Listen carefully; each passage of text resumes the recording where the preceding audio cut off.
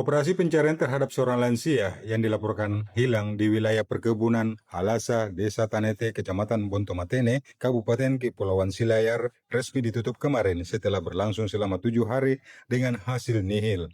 Korban diketahui bernama Abdul Wahab berusia 70 tahun yang dilaporkan belum kembali sejak berangkat berjalan kaki pada Sabtu 25 Januari 2026 sekitar pukul 7.30 WITA untuk mengunjungi rumah keluarganya di Dusun Unjuruya, Desa Tanete. Kepala Seksi Operasi dan Siaga Kantor Pencarian dan Pertolongan Kelas A Makassar Andi Sultan mengatakan tim SAR gabungan telah melakukan penyisiran secara maksimal di berbagai sektor. Ia menyebutkan pencarian dilakukan hingga radius sekitar 10 km dari lokasi yang diduga menjadi jalur pergerakan korban, namun hingga penutupan operasi korban belum berhasil ditemukan.